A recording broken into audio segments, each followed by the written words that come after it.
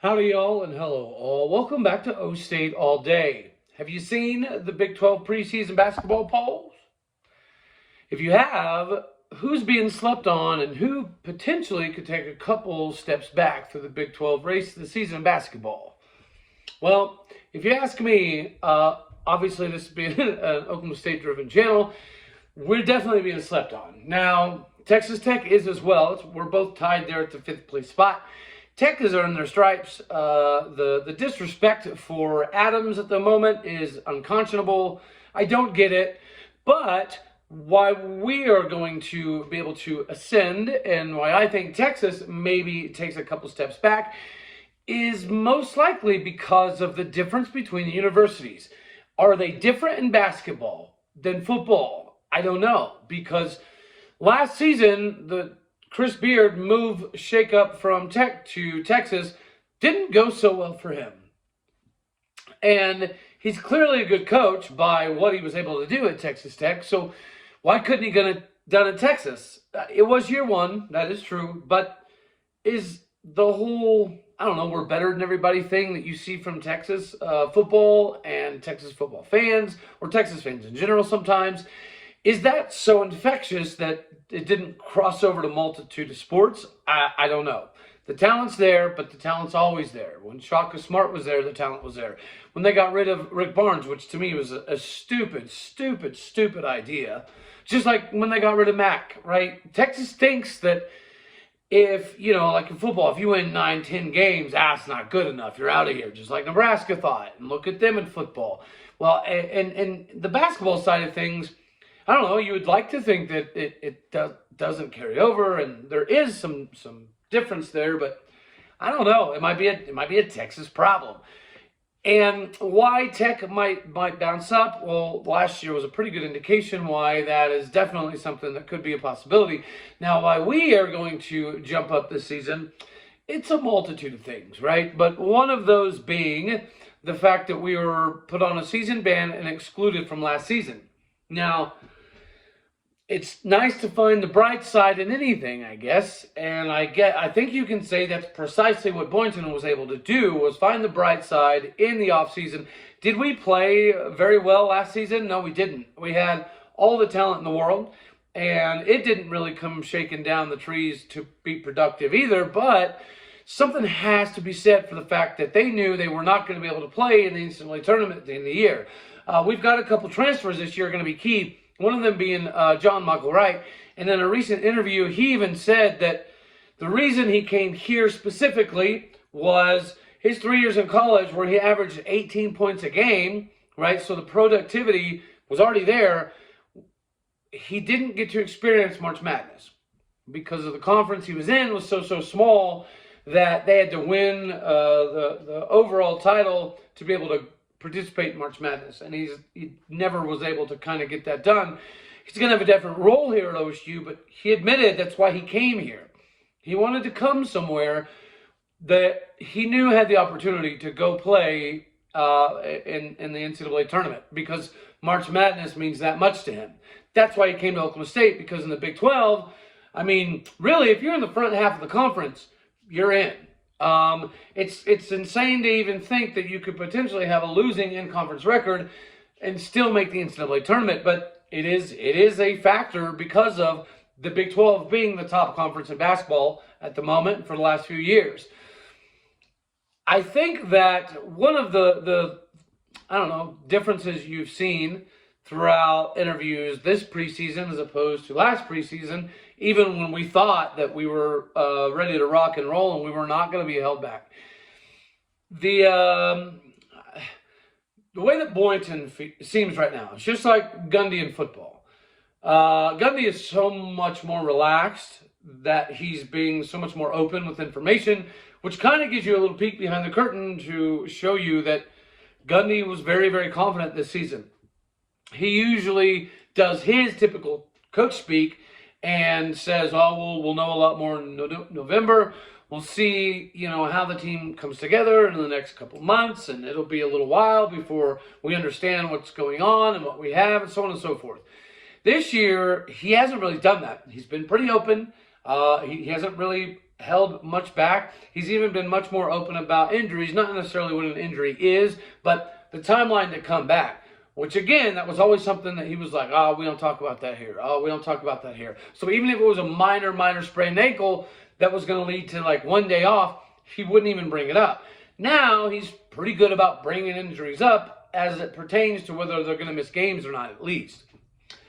Boynton, I see kind of the same thing, which is good, because as much as we all love him, which we do, like, he's a phenomenal ambassador for the university, just like Gundy is. Right? Just like Dave Smith is, just like Josh Holiday is, just like Kenny Gajewski is, just like I think JC's going to be able to do the same thing in women's basketball because of the way that we do things. Now, in a recent interview, Boynton mentioned how if a player is, of the mindset that he knows he can get paid bukus and bukus of dollar bills, OSU's not going to be the spot. I made a video about that a couple weeks ago, and I'm not going to lie, I did think maybe it rubs a couple people the wrong way, but the reaction was pretty good, and it's good to hear Boynton say that out loud, verbatim, that if you want to make $1 million, essentially, that's not what we're about. We're about an experience, and building an experience based on principles that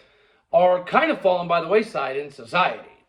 So coming to Oklahoma State now is significantly different than most everywhere else, and the NIL era is going to prove that. It's going to validate that thing even more. He also alluded to how last year we were the 4th best defense in college basketball, but it didn't really amount to much. And so he kind of had an epiphany of what to kind of shift more towards this year. And he said he'd been focusing so much on respecting the Eddie Sutton philosophy of the previous players that have been on that court, like Tony Allen, the grindfather, or Desmond Mason, or Doug Gottlieb. These NBA players, right, that ended up having pretty good careers, they did something on the court that was synonymous with Oklahoma State basketball. And I think he was trying to focus on that. And he lost focus in the shooting side of things. He was able to regain that focus because this last season, defensively, yes, we were phenomenal, right? Looked like OSU football out there. But we couldn't shoot to the level that would get us more W's in the win column.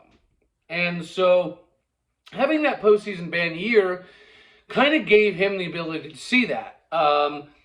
Another thing that is different this season is there is a clear and concise picture that Avery Anderson and John Michael Wright are going to facilitate a little bit more. Now, Avery is going to be much more of a shooting weapon, although John Michael does have, again, that 18 points a game, so he's capable of shooting when need be, and he's played against some big-time competition. Is it week in, week out, day in, day out like the Big 12? No, which is why he's going to be a little bit more of a facilitator role, a little bit more of a Doug Gottlieb type of role.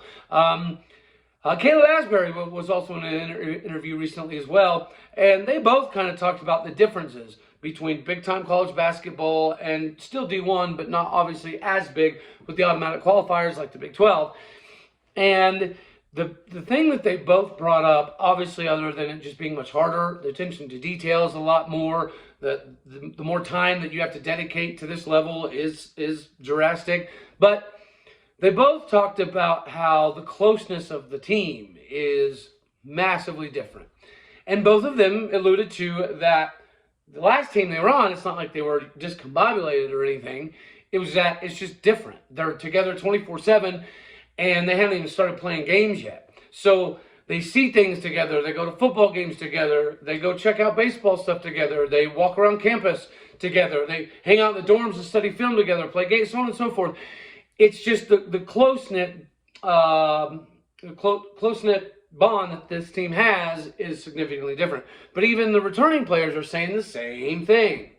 Like, for example, Bryce and Avery are going to be the focal point of scoring this year. Boynton's been very, very open about that. So other teams know what to do. They're going to know who to key on, who to look for, and who to stop. So if we're just this open about all of this stuff, we've got to be pretty daggone confident that we're going to be able to produce even when we play the Baylors and the KUs and the potentially Texases of the world. You know, the Big 12 has been to the national title game, 3 of the last 4 years, or 2 of the last 3 years at least, something to that effect, right? We're going to keep that tradition going. So how close this team is going to matter. Bryce Thompson, obviously, again, I just said him and Avery are going to be the focal points when it comes to offensive production. He's put on a lot of weight, and everybody around him is saying that he had the biggest summer of his career, including high school. And that was one of the cool things when he was a 5-star coming out of high school, and he did choose KU for all the glitz and glamour and glory. I remember that he was famous kind of at that age already for having these insane shooting videos and workout videos with private instructors. So he was going into KU with that mindset. Well, he did admit that he's a lot more comfortable now than he has been the last couple years at Oklahoma State, or last year, sorry, but in college in general. You know, he had a little bit of reservations when it came to being the guy that was going to put up points. Now he knows that him and Avery are those dudes, right? There's no confusion. He had this big off season, and he put on weight. Guys, he weighs 200 pounds. He feels ready to big body himself into the lane, much like Ice Likely did before he transferred out. But there's a big difference between those two, a massive difference, right?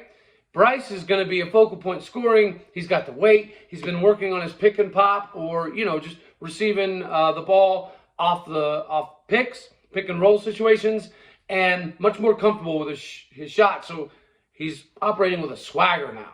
Admittedly so. The Twin Towers down low. Caleb Boone and Moussa Cisse are going to be a force to be reckoned with. Boynton has even flirted with the idea of having no problems with going with 3 bigs a lot, right? Having Tyreke Smith out there with Caleb Boone, with Moussa Cisse. That's going to put so much pressure on an opposing team to be able to match that. And now it's going to be not only talent, but physicality. Caleb Boone is your more old school, back you down, you know, sky hook, elbow and to get to the bucket type of thing. But Moussa Cisse and Tyreke Smith are more of your, you know, Lob City, Fly Slam Jamma, right, type of players. So we're going to have that excitement. And Moussa Cisse even talked about how when he went back to New York over the offseason, or when school was out, he was there for a very short amount of time. And he realized he missed Stillwater, Oklahoma. He knew he was going to get much more done in Stillwater than he was back home. So he realized and said, basically, there's nothing here exciting enough for me to not go back to Stillwater and just get to work. So he did. He came back to Stillwater early, much to the surprise of Coach Mike Boynton and the staff. So the commitment level is bigger. Even Bryce Young alluded to the same exact thing. The team bonding is bigger. It matters more this season. They have an objective. And I think they know that they're going to accomplish that objective. Does everybody else know? No, that's reflective of being picked number 5 in the polls. Number 5 is actually not bad, especially given the fact that we didn't have a phenomenal season last year record-wise, and we were on that ban, right? So you could say there's a negative connotation coming into the season, but obviously the players think that. The 5th place thing is, I don't know, it's neither here nor there to me, but they know that they're going to play better than that, right? We know that we didn't have the capability to match defense with shooting last season, especially behind the arc. That's something that's been emphasized.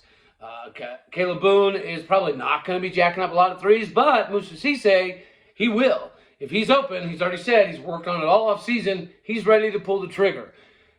He's more about the lob stuff, which he said John Michael Wright is keyed in on that. Him and Avery have a little bit of a connection in that area already, as does Avery and Caleb. So I think this is going to be a fun one. Woody is going to be able to, again, be that athlete that helps with spacing on the floor, as is Keon Williams, the freshman, right? He was a big-time recruit that could have gone darn near anywhere he wanted, and he's stuck with OSU. Even when the postseason ban came down the pipeline, he could have left and gone anywhere he wants.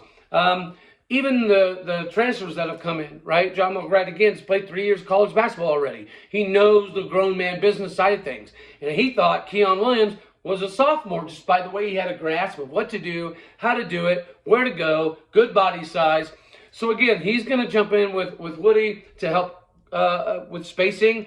Can they lock and load when need be? Yes. That seems to be the common consensus so far, is shooting is not going to be much of an issue this year. And it has been in the last couple of years.